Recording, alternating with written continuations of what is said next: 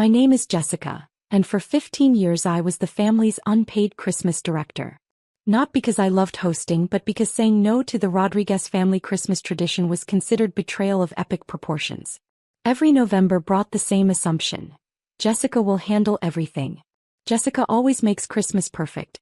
Jessica doesn't have a real family of her own anyway. The pattern started when I was 23 and bought my first house, a modest 3-bedroom in the suburbs that somehow became the family Christmas headquarters, without anyone asking my permission. My grandmother had hosted for decades until her death, and instead of rotating hosting duties among her 5 children, everyone decided the unmarried granddaughter with the newest house should take over. Jessica's house is perfect for Christmas, became the family motto. She loves decorating. She doesn't have kids to worry about. She has time to make everything special. What they really meant was, Jessica is single so her time doesn't matter. Jessica doesn't have her own family traditions so she can facilitate ours. Jessica is the family spinster so she should be grateful to serve a purpose. Over 15 years I hosted Christmas for an ever-expanding guest list. What started as 20 immediate family members grew to 40-plus people as cousins brought boyfriends, siblings brought friends, and neighbors somehow got invited. Every year brought more dietary restrictions, more gift coordination, more elaborate expectations, and absolutely zero offers to help or share costs. The Christmas routine was exhausting. 3 weeks of preparation, deep cleaning the house, decorating every room, planning menus for multiple dietary needs, shopping for ingredients to feed 40 people, coordinating gift exchanges, wrapping presents for children whose parents were too busy, creating elaborate tablescapes and holiday displays. Christmas Eve, 12 hours of cooking while guests relaxed in my living room. Christmas Day, serving 3 separate meals, breakfast, dinner, and evening snacks, coordinating gift exchanges, managing children's activities, cleaning constantly while everyone else enjoyed family time. December 26th, alone in my destroyed house, taking down decorations and cleaning up wreckage while nursing exhaustion and depression. No one stayed to help clean. No one offered to take leftover food. No one thanked me beyond generic thanks for hosting comments as they left with their families. The emotional cost was devastating. Every Christmas, I watched other people's families bond and create memories in my house while I worked in the kitchen. Children opened presents I'd wrapped under a tree I'd decorated in a house I'd prepared, while their parents took credit for family Christmas magic. The financial cost was equally brutal. Conservative estimates showed I spent $3,000 to $5,000 annually on Christmas hosting. Food, decorations, gifts for children, house cleaning supplies, utility bills, wear and tear on furniture and dishes. Over 15 years, I'd spent over $60,000 creating Christmas experiences other people enjoyed while treating me like hired help. The documentation started as budget tracking but became evidence of systematic exploitation. Every year I kept receipts, photos, and time logs showing the reality of what Christmas hosting required. Grocery receipts for feeding 40 people. Photos of elaborate tablescapes I'd created while guests relaxed. Time logs showing 60-plus hours of preparation work for 3 days of family gatherings. The breaking point came in October when my cousin Maria casually announced that Christmas would be extra special this year because her new boyfriend's family would be joining us. How many additional people? I asked. Just 8 more. Roberto's parents, his sister's family, maybe his grandparents if they're in town. They're so excited to experience a real American Christmas. 8 more people. No consultation, no offer to help with costs or preparation, no recognition that adding 20% more guests to an already massive undertaking might require discussion. Maria, I said carefully, hosting 48 people is a significant undertaking. We'd need to discuss logistics, costs, space management. Jessica, don't be dramatic. It's just a few more people. You always make Christmas work perfectly. That phrase, you always make it work, triggered something deep. 15 years of making it work while everyone else enjoyed the results. 15 years of sacrificing my December for other people's family memories. 15 years of being treated like the family Christmas servant.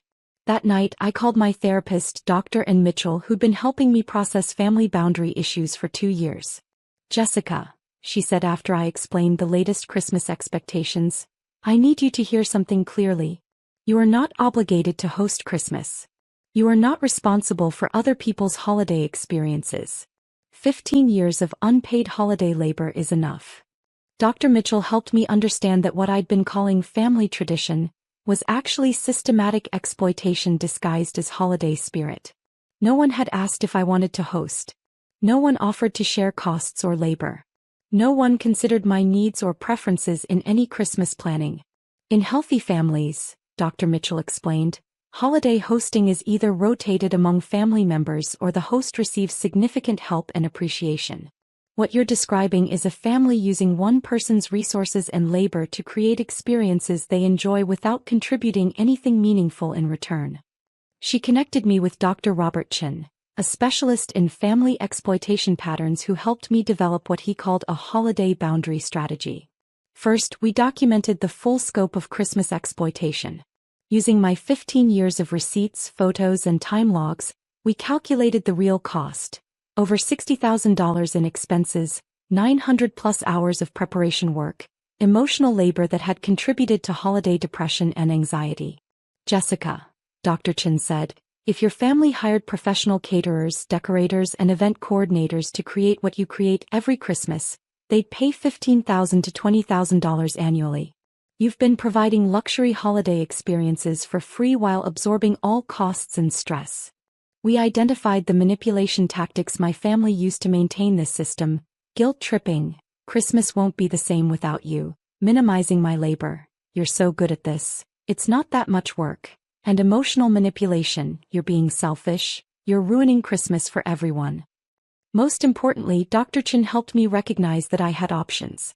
I could set boundaries around Christmas hosting. I could require financial contributions and physical help. I could decline to host entirely. None of these choices made me selfish or mean. They made me someone who valued her own time and resources.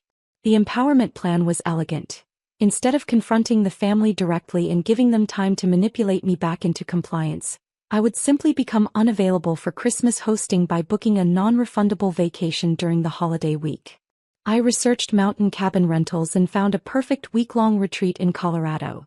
December 20th to 27th, completely booked and paid for, non-refundable deposit. A digital detox retreat with no cell phone service and no ability to be contacted or guilted into changing my plans. On November 1st, I sent a single message to the family group chat. Due to personal mental health needs, I will not be available to host Christmas this year. I'll be at a wellness retreat December 20th to 27th with no contact availability. The family will need to make alternative arrangements for holiday gatherings. Then I left my phone off for 3 days. When I finally checked messages, there were 73 missed calls and 45 text messages ranging from confused, "What do you mean you won't host?" to angry, "You can't just abandon Christmas," to manipulative, "We'll figure out how to help you host, don't worry." The family's response followed the predictable pattern Dr. Chin had prepared me for. Denial, "You're just stressed. Once we help you plan, you'll feel better about hosting." Bargaining, "What if we bring more side dishes? What if some people stay in hotels instead of your house?" Anger, "How can you be so selfish? You're ruining Christmas for 40 people. Guilt, "Think about the children. They've never had Christmas anywhere else. This will traumatize them." I had prepared responses for each manipulation attempt. I've made my decision and booked a non-refundable retreat. The family has 8 weeks to plan alternative arrangements. My mental health requires this break from holiday hosting responsibilities. I'm confident the family can create beautiful Christmas experiences without relying on my unpaid labor. The breakthrough came when my sister Carmen called, desperate and panicked. "Jessica, nobody knows how to handle Christmas. Mom's house is too small. Uncle Tony doesn't want to host. Maria says Roberto's family will think we're disorganized if we don't have a proper Christmas." "That sounds like a planning challenge the family will need to solve," I said calmly. "But you have all the decorations. You know all the recipes. You have the serving dishes and the table settings. Those are all things that can be purchased, borrowed, or recreated. Jessica, please. Just this one last time. We'll make sure it's easier for you." This was the crucial moment Dr. Chin had prepared me for. The family's desperation would make them promise anything to restore their comfortable system. But promises made under pressure rarely led to lasting change. "Carmen, I've hosted Christmas for 15 years. I've spent over $60,000 of my own money and 900 hours of my own time creating holiday experiences for this family. I will not be hosting this year or any future year. This is not negotiable. What are you talking about, $60,000? Christmas doesn't cost that much. I sent her the financial documentation Dr. Chin had helped me compile. 15 years of receipts, average annual costs broken down by category, time logs showing preparation hours, comparative costs for professional catering and event services. The evidence was overwhelming and undeniable. Carmen went silent for several minutes. I had no idea it cost this much. We thought you enjoyed doing it. Did you ever ask if I enjoyed it? Did anyone ever offer to help with costs or labor? Did anyone ever say thank you in a meaningful way? Another long pause. No. We just assumed, because you always did it so well. Assumption and exploitation aren't the same as family tradition, I said. The family spent November in crisis mode. Multiple relatives called offering various compromises. They'd bring more food, they'd help clean up, they'd rotate hosting duties starting next year. But always with the underlying expectation that I would host just this once, while they figured out alternatives. I held firm to my boundary. I will not be available for Christmas hosting this year or future years. The family has time to create new traditions. By early December, the family's panic reached peak levels. No one had stepped up to host 40-plus people. Several relatives were making individual family plans rather than participating in group Christmas. Maria's boyfriend's family was asking awkward questions about whether the big family Christmas was actually happening. My mother made the final manipulation attempt on December 10th. Jessica, I need you to understand something. If you don't host Christmas, there might not be a family Christmas this year. Is that really what you want? To be responsible for destroying our family tradition? I delivered the response Dr. Chin and I had practiced. Mom, I am not responsible for family Christmas traditions. I am responsible for my own mental health and financial well-being. The family had 15 years to appreciate my contributions and help sustain the tradition. Instead, you treated me like unpaid help while enjoying the results of my labor. The choice to value my contributions or lose them was yours. December 20th arrived with beautiful timing. While my family scrambled with last-minute Christmas arrangements, I was driving toward the mountains with a week of peaceful retreat ahead. The digital detox retreat was transformative. 15 participants, all dealing with holiday family stress, guided by licensed therapists who specialized in family boundary setting. For the first time in 15 years, I experienced Christmas week without anxiety, financial stress, or exhaustion. You've been performing Christmas for your family instead of experiencing it yourself, Dr. Sarah Lopez, the retreat leader, observed during one session. Hosts who are appreciated and supported feel energized by gathering their loved ones. Hosts who are exploited feel drained and resentful. Your feelings are data about how you've been treated. Other participants shared similar stories. The daughter who provided free childcare every holiday, the son who paid for family vacations no one thanked him for, the sister who cooked elaborate meals while everyone else relaxed. We weren't selfish people abandoning family. We were exhausted people finally prioritizing our own well-being. Healthy families, Dr. Lopez explained, share holiday labor and costs. They express genuine appreciation. They ask what the host needs instead of assuming endless availability. What you've described isn't family tradition. It's systematic resource extraction. While I learned about healthy holiday boundaries, my family's Christmas imploded spectacularly. According to my cousin Lisa, who attended the hastily organized Christmas gathering, the event was a disaster of epic proportions. With no designated host, the family tried a potluck Christmas at my Uncle Tony's house. The coordination was non-existent. 3 people brought turkey, no one brought vegetables, 4 people brought dessert, and no one brought drinks. The house decorations consisted of a single store-bought wreath. Gift exchanges were chaos because no one had coordinated lists or maintained the family gift-giving traditions I'd managed for years. Children cried because their expected stockings and special Christmas morning activities didn't exist. Adults complained because the familiar Christmas rhythm they'd grown to expect simply wasn't there. "Where are the Christmas crackers?" children asked. "Where are the special cookies Jessica always makes? Why isn't there Christmas music playing?" The family had taken my Christmas creation for granted until it disappeared entirely. Without my coordination, decorations, cooking, gift management, and general holiday magic, Christmas became a generic gathering with holiday-themed food.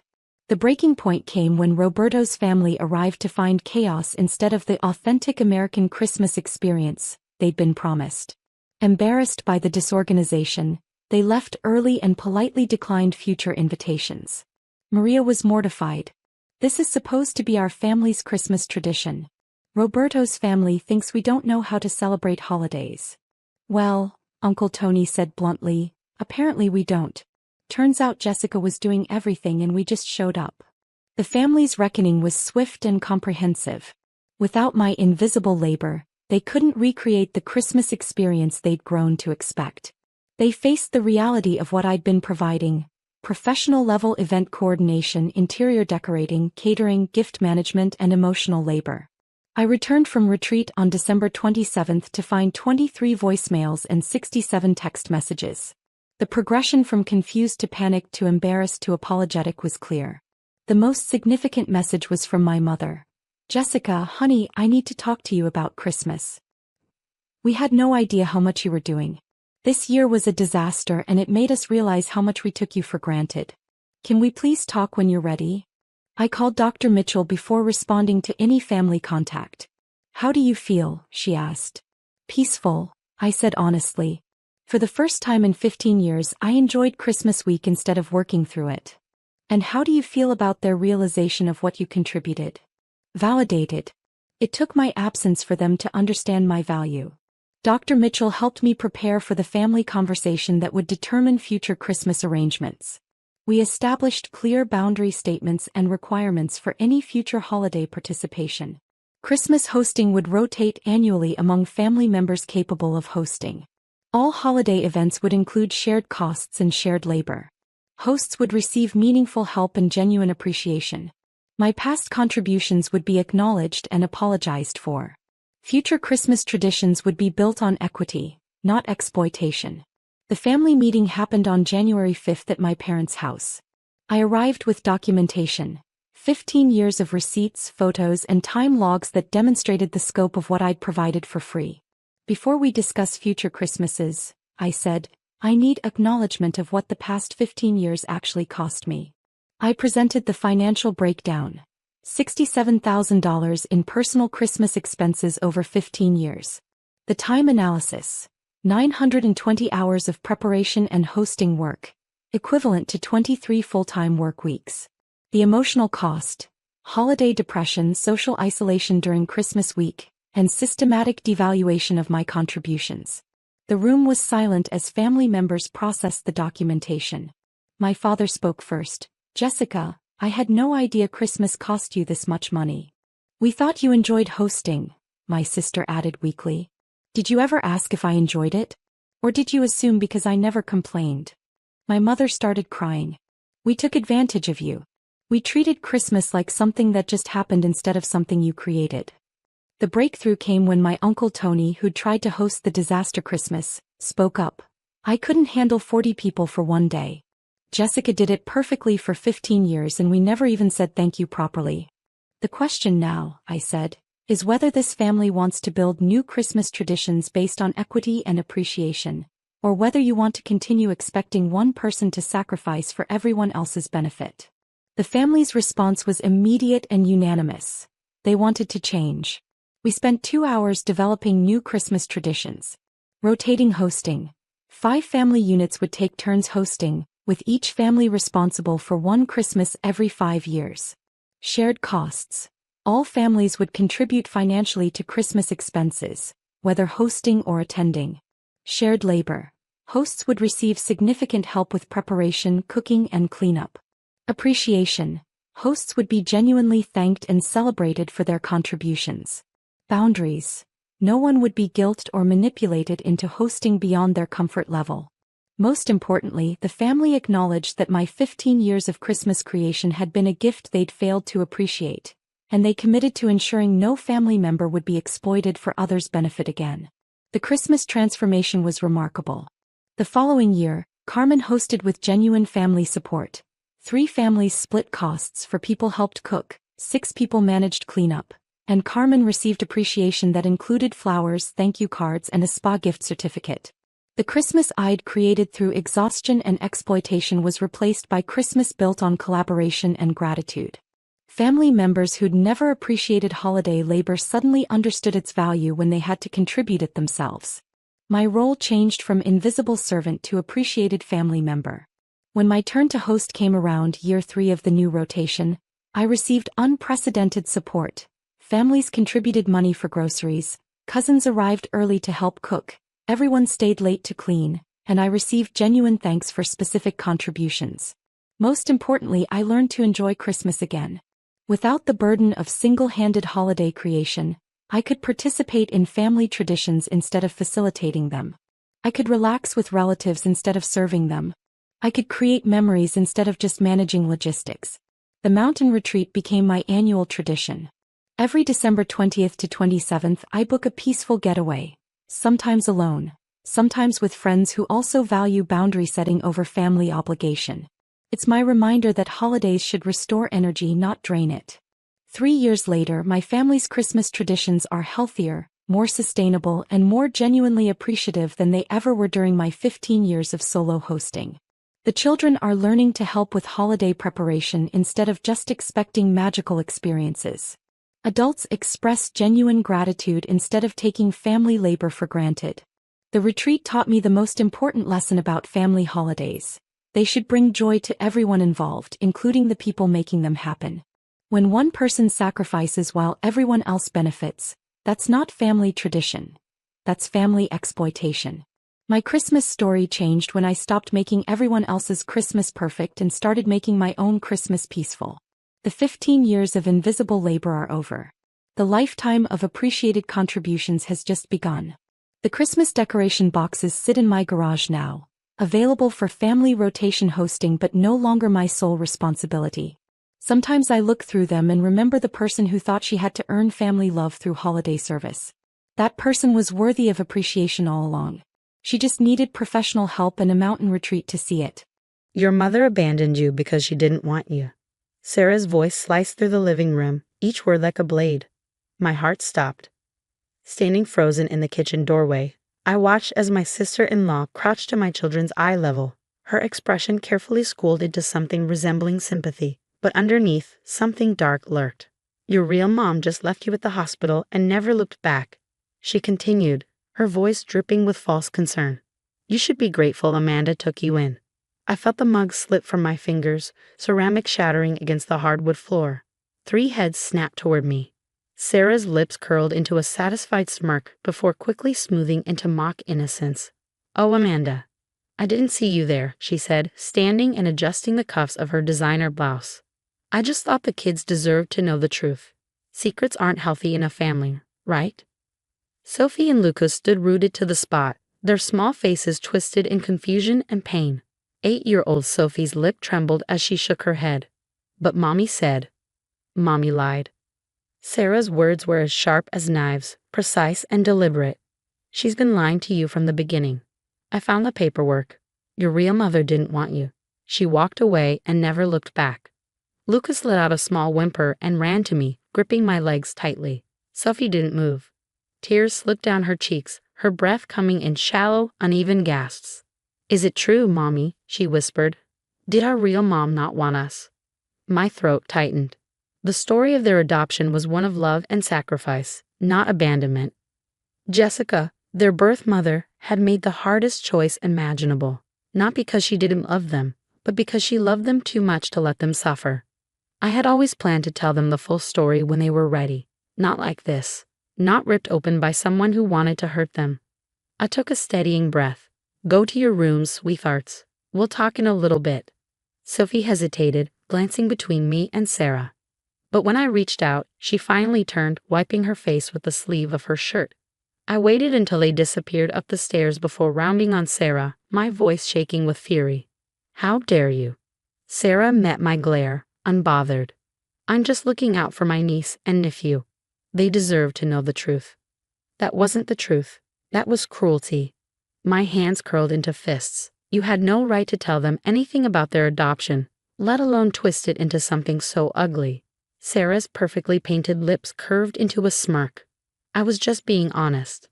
They'll never really be yours, Amanda. No matter how much you pretend. Something inside me cracked. Get out of my house. She laughed, a cold, amused sound. Or what? You'll tell Mark? She picked up her purse, slinging it over her shoulder. He always believes me. Blood is thicker than water. Or, in this case, thicker than adoption papers. I said nothing. I wouldn't give her the satisfaction. She took a step toward the door, then paused, looking over her shoulder. Oh, and I took the liberty of telling Mom and Dad, too. They were just shocked to find out how you've been deceiving everyone all these years. The door clicked shut behind her. For a moment, I stood there, the silence ringing in my ears. Broken ceramic, spilled coffee, the ghost of my children's shattered trust. Then, my phone buzzed. A message from my mother-in-law. Family meeting tonight. We need to discuss your deception. Deception. As if love could be measured in blood. As if every scraped knee, every lullaby, every sleepless night spent holding them through fevers counted for nothing. Upstairs, muffled crying seeped through the walls. I forced my feet to move, one step at a time, until I reached Sophie's room. The door was slightly open. Inside, my children sat huddled together on the bed, their small shoulders shaking. Sophie lifted her tear-streaked face. Why didn't you tell us? She asked. Why did you lie? I sank onto the edge of the bed, opening my arms. For a moment, they hesitated. Then, slowly, they crawled into my embrace, curling against me like they had when they were babies.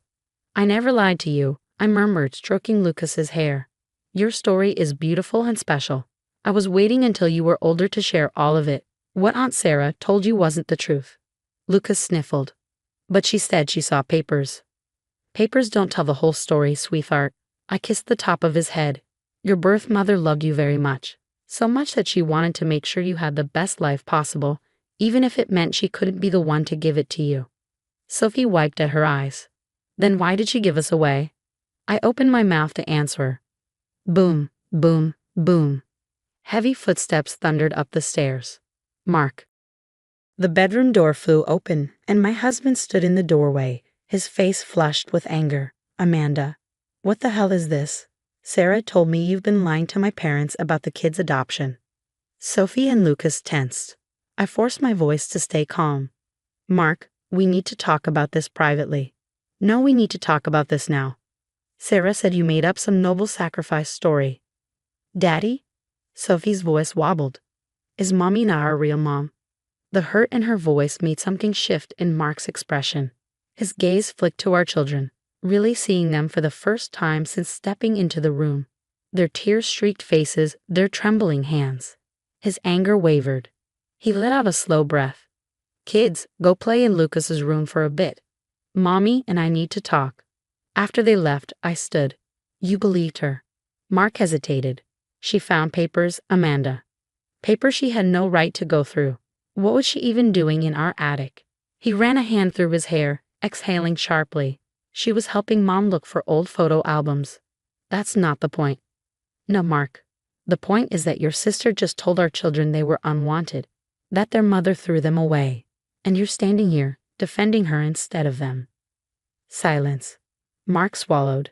She said the documents prove. The documents don't prove anything except what she wants you to believe. You want the truth? Fine. Go to the attic. Behind the Christmas decorations, there's an old blue trunk. Open it. His brow furrowed. Amanda. Go, Mark. I turned, walking toward Lucas's room. I didn't need to see his reaction. I already knew what he would find. The letters. Dozens of them. Each one written by Jessica, year after year, asking about the children she had loved enough to let go. The attic was silent except for the rustling of old paper and the occasional shuffle of Mark's footsteps. I sat on the floor with Sophie and Lucas, holding them close, trying to steady my racing heart as we waited. He was seeing them now. The truth I had protected all these years. The letters. Dozens of them, carefully preserved in plastic sleeves, each one dated in Jessica's neat, looping handwriting. Their birth mother had never abandoned them. She had loved them enough to make the hardest choice imaginable. And now, finally, Mark was seeing it for himself. A loud thud echoed from above, followed by the sound of hurried footsteps on the attic stairs. Sophie flinched. Lucas buried his face in my shoulder. Then Mark appeared in the doorway, his face pale, his hands shaking as he clutched a stack of familiar envelopes. His mouth opened, but for a moment no words came out. Then, finally, Amanda, these letters. I nodded slowly. They're from Jessica, the woman your sister claims heartlessly abandoned her children. He swallowed hard, his gaze darting between me and the papers in his hands. Then he looked down at the one on top, his fingers tracing the delicate ink. His voice cracked as he began to read aloud. December 15th. Dear Sophie and Lucas, today was my ultrasound. I saw both of you for the first time, my beautiful twins. I wish things were different. I wish I could give you the life you deserve, but I know I can't. Not now, not with my illness. Choosing adoption is the hardest decision I've ever made, but it's the most loving thing I can do for you. Sophie scooted closer, peering at the paper. Can I see? Mark hesitated, looking at me as if seeking permission. I nodded. They deserve to know the truth. All of it. Carefully he pulled Sophie into his lap while Lucas pressed against his side.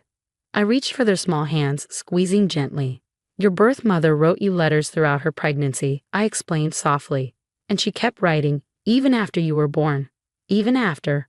Lucas lifted his head, his wide eyes searching mine. After what, Mommy? I took a steady breath. After she knew she wouldn't survive her illness. My voice wavered, but I forced myself to keep going. She wanted to make sure you always knew how much she loved you. That choosing adoption wasn't about leaving you. It was about giving you your best chance. Mark pulled out another letter, his voice thick with emotion. My dearest babies, I met your future parents today. Amanda and Mark. They're everything I prayed for. Amanda has so much love in her eyes when she looks at the ultrasound photos. I know in my heart she'll be the mother you deserve, the mother I wish I could be. Sophie let out a soft, hiccuping sob.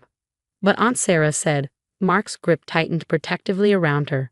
Aunt Sarah was wrong. His voice was firm, unwavering. Very wrong. And she had no right to tell you otherwise. Heavy footsteps sounded on the stairs. Sharp. Quick. Sarah. She stormed into the room, her expression twisting in frustration when she saw what Mark held in his hands. Oh, how convenient, she sneered. Suddenly, there are letters that explain everything. Really, Amanda, how long did it take you to forge those? Mark shot up so fast that Sophie nearly tumbled from his lap. His entire body was rigid with fury. That's enough, Sarah. She let out a breathy laugh, incredulous. Mark, don't tell me you're falling for this. She's obviously. I said enough. His voice boomed through the room, shaking with a rare, barely contained rage. I recognized Jessica's handwriting. I was there when she wrote some of these letters. I watched her document her journey, her decision, her love for these children, our children. Sarah's smirk faltered. For the first time, real hesitation flickered across her face. Still, she grasped at straws. I found the hospital papers, they showed. They showed what you wanted them to show. I cut in, my voice steel. You found the admission papers from when Jessica was hospitalized. But did you even read past the first page? Did you see the diagnosis, the prognosis, the reason she chose adoption? Sarah opened her mouth, then closed it again. No, I said quietly, you didn't. Because you weren't looking for the truth. You just wanted to hurt us. To hurt my children. Mark took a slow, measured step toward her, his hands still gripping the stack of letters like a lifeline. Why, Sarah? His voice was hoarse. Why would you do this? Her face twisted, eyes burning with something bitter and ugly. Because she doesn't belong in this family. She burst out. She swoops in with her perfect little life, adopts these kids, acts like she's their real mother. I am their real mother, I said softly. Sarah flinched. I took a step forward, my voice unwavering. Just like Jessica wanted me to be, there's room in their lives for both of us, her memory and my love. But there isn't room for your poison. Sarah turned to Mark, her voice shifting to the same wheedling tone I had heard too many times before. Mark, you can't seriously. Get out. His words landed like a hammer. She blinked. What? Mark's expression was stone. Get out of our house. Don't come back until you're ready to apologize. To Amanda, to the kids, to Jessica's memory. But the family meeting tonight is canceled. His voice was ice.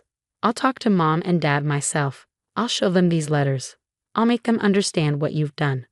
Sarah stood frozen, her mouth opening and closing, fury and disbelief warring on her face. Then she spun on her heel and stormed out. Moments later, the front door slammed, the sound echoing through the house like a gunshot. Silence settled. Then, Can we read more of the letters?" Sophie's voice was small, hesitant, but no longer filled with the same deep hurt. I sank onto the floor, opening my arms. "Of course, sweetheart." Mark settled beside me, pulling Lucas close.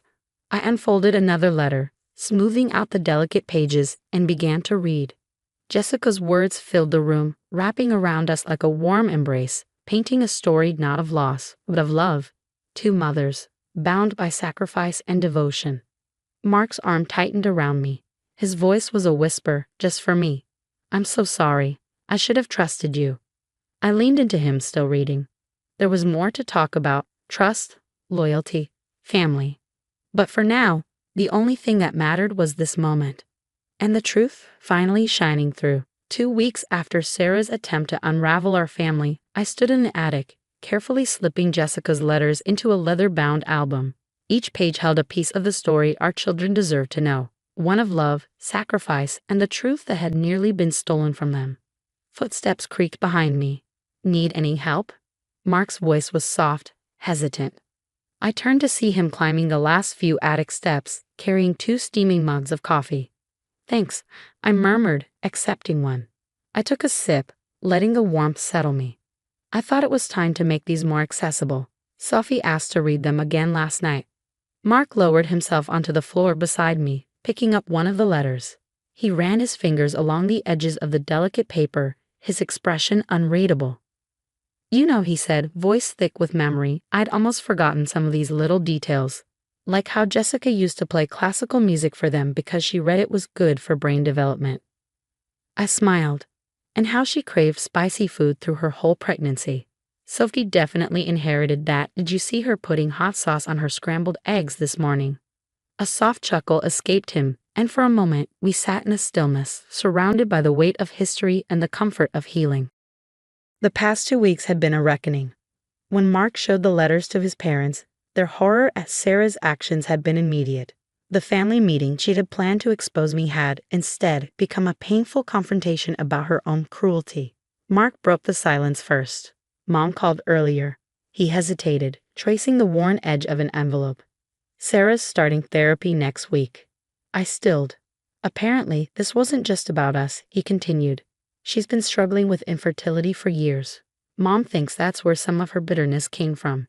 Seeing us with Sophie and Lucas." A deep ache settled in my chest. "That doesn't excuse what she did." "No," Mark agreed, his voice firm. "It doesn't. But it explains some of it. She and Tom have been trying for so long, and instead of asking for help, she lashed out." I exhaled slowly, absorbing that. She could have talked to us. "I know," his hand found mine.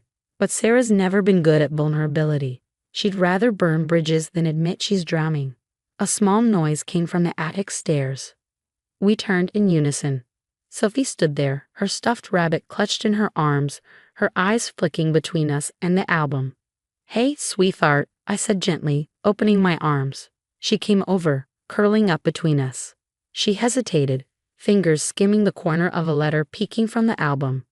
Was my first mom pretty? I reached for my phone, the secret I had kept safe until now. "See for yourself."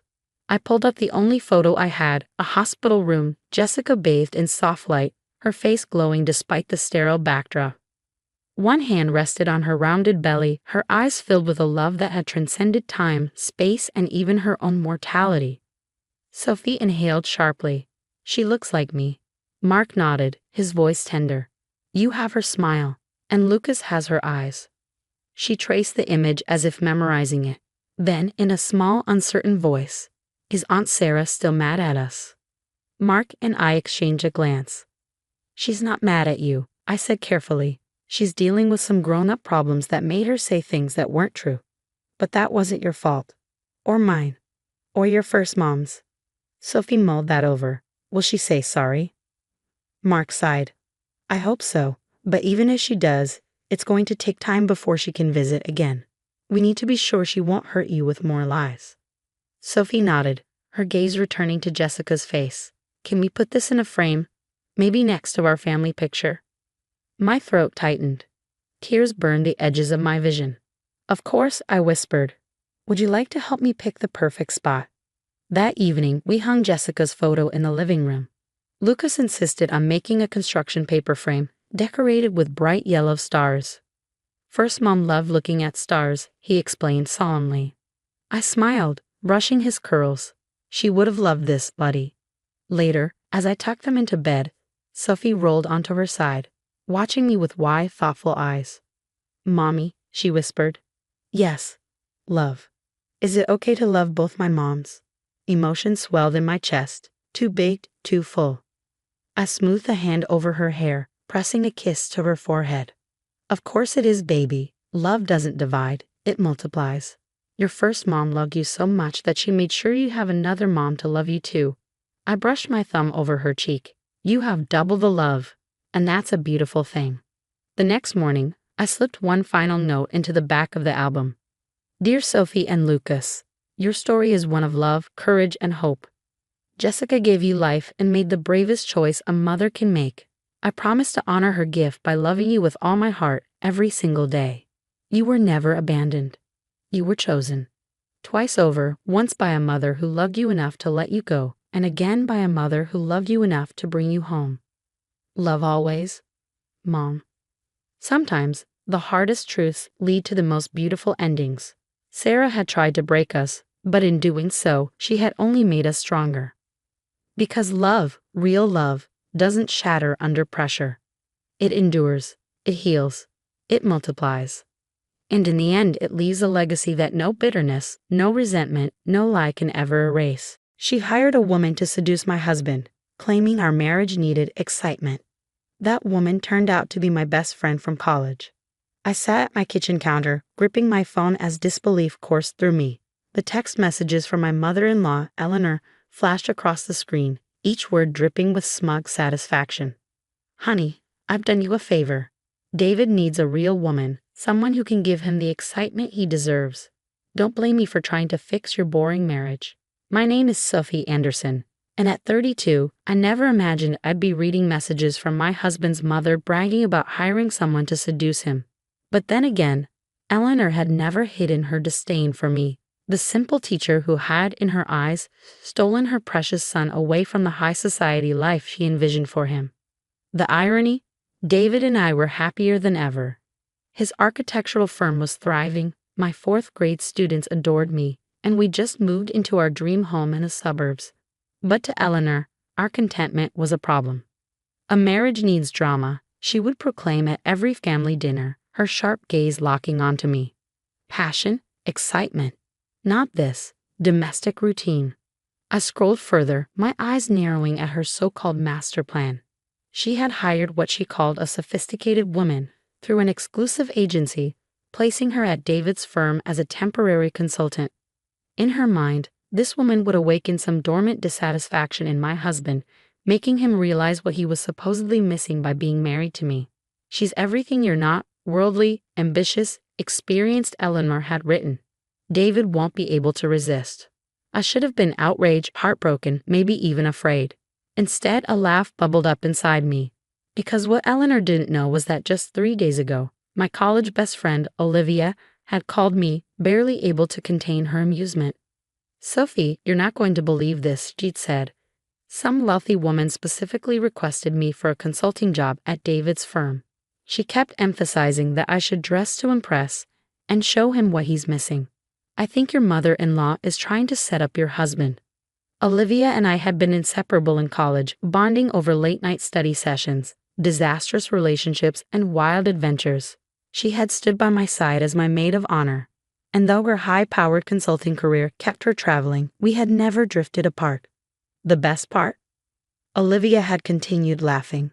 She has no idea we know each other. She just saw my credentials and photo and thought I was the perfect seductress. Should we tell her, or should we have some fun with this? Now, rereading Eleanor's triumphant messages, I knew exactly what we should do. I dialed Olivia's number. Your new client just texted me to gloat, I said when she picked up. Feel like teaching my mother-in-law a lesson. Her laughter was immediate. I thought you'd never ask. I start tomorrow. Should I play the role she's paying for? I grinned, already picturing Eleanor's horror when she realized her plan had spectacularly backfired.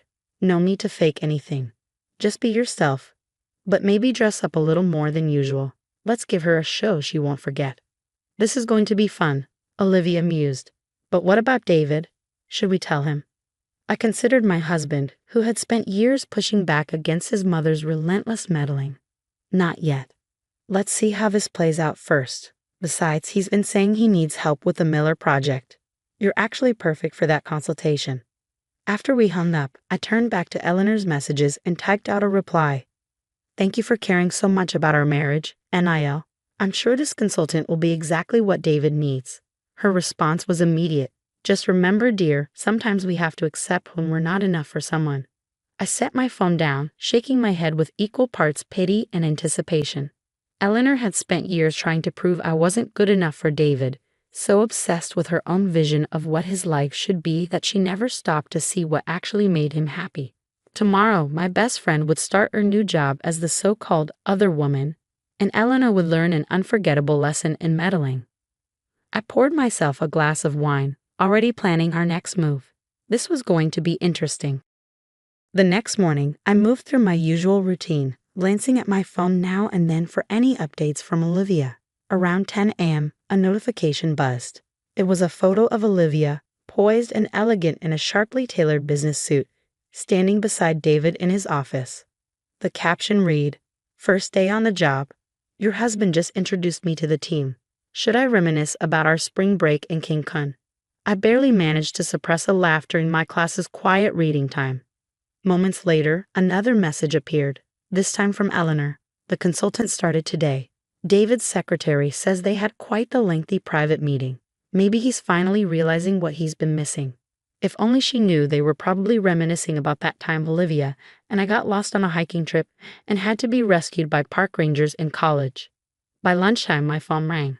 Eleanor's voice oozed false concern. "Sophie dear, I just thought you should know. I dropped by David's office with lunch, and he was working very closely with the new consultant. They seemed quite comfortable." "Oh, how wonderful," I chirped, unbothered. "I'm so glad they're getting along." The Miller project needs someone with strong credentials. A silence stretched on the other end. Clearly, my lack of jealousy wasn't the reaction she'd anticipated. "Well, yes, but don't you think it's inappropriate for them to be spending so much time together?" "Not at all," I said smoothly. "In fact, why don't you join us for dinner tomorrow?" David mentioned inviting her over to continue their work discussion. "You should come too. You did find her, after all." Eleanor sputtered. "Dinner? At your house? With her? Of course, you've done so much to support our marriage, you should be there to see the results." After hanging up, I fired off a message to Olivia. "Dinner tomorrow night. Eleanor's coming. Wear that red dress from my wedding rehearsal." The next evening, I prepared Eleanor's favorite meal, the same dish she had criticized at last year's Thanksgiving. Olivia arrived first, looking effortlessly chic. We were catching up in the kitchen when the doorbell rang. Eleanor entered, dressed to impress, clearly expecting to witness the beginning of her carefully laid scheme. But she froze at the sight of Olivia and me laughing together. "Eleanor," Olivia greeted warmly, stepping forward. "Soki's told me so much about you. Thank you for recommending me for this position. It's almost like fate brought me back to them." Eleanor's expression turned rigid. "Back to them?" Just then, David walked in. "Mom, I see you've met Olivia. Can you believe the coincidence? My new consultant turns out to be Sophie's best friend from college. You remember, she was the maid of honor at our wedding." I wish I had a camera to capture the sequence of emotions that played across Eleanor's face: confusion, realization, horror, and finally, humiliation. She clutched her designer purse as if it might save her. "Your best friend," she managed, turning to me. "Yes," I beamed. "When you texted me about hiring someone to bring some excitement to my marriage, I was thrilled to find out it was Olivia. You truly couldn't have picked a better person. She knows exactly what David needs."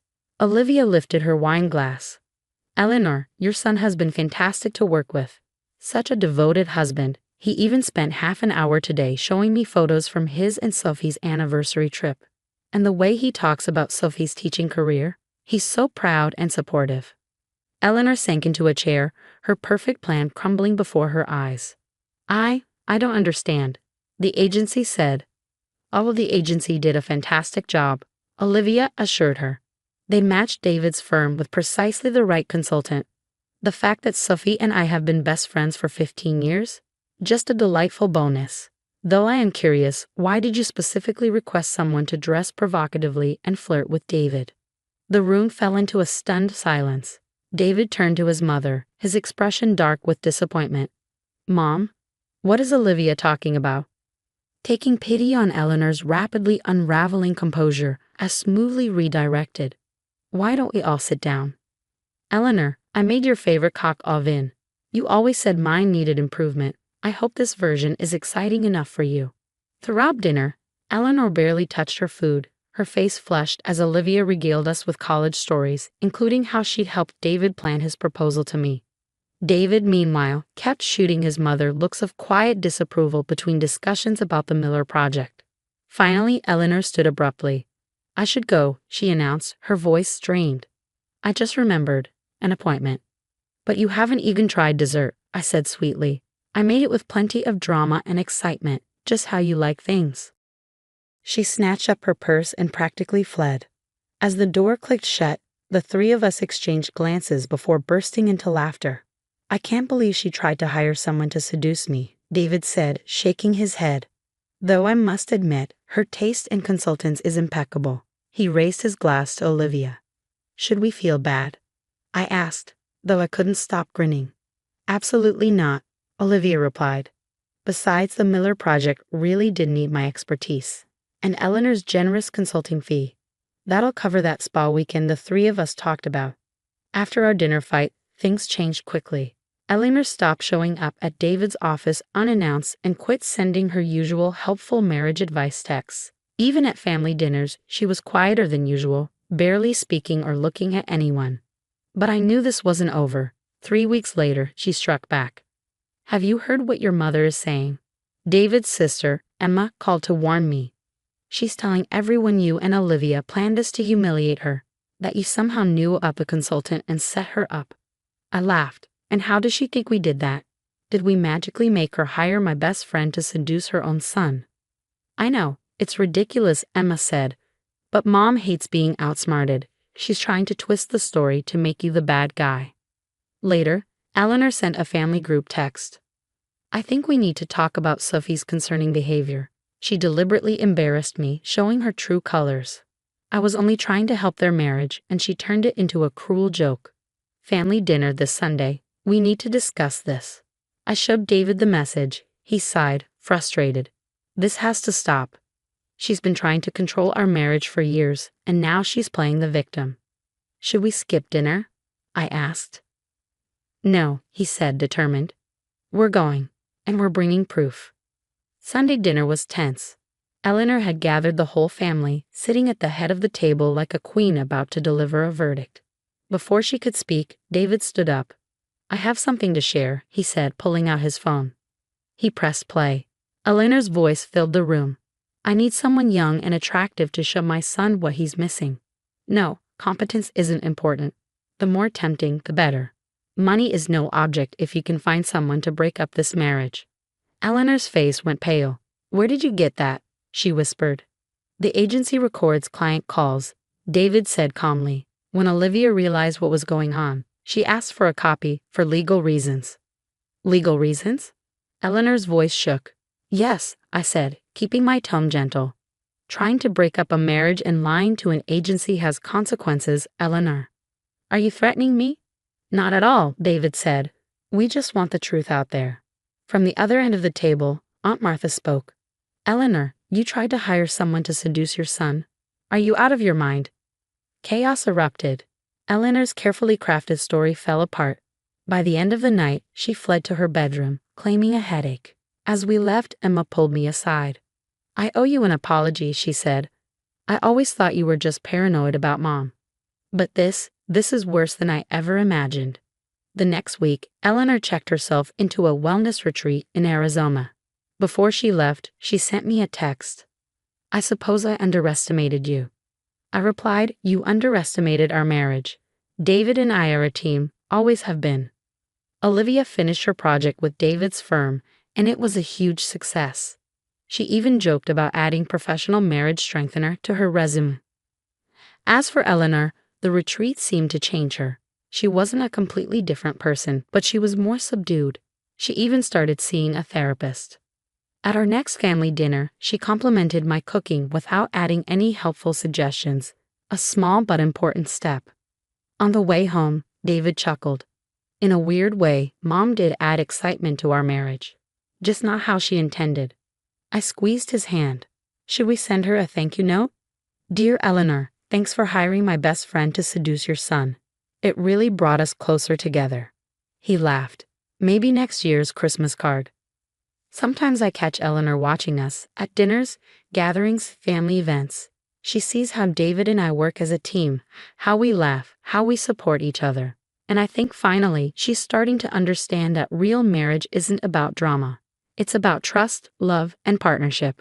Oh, and Olivia, she just moved to our city to open a new branch of her consulting firm. When we announced she'd be our future baby's godmother, the look on Eleanor's face was priceless.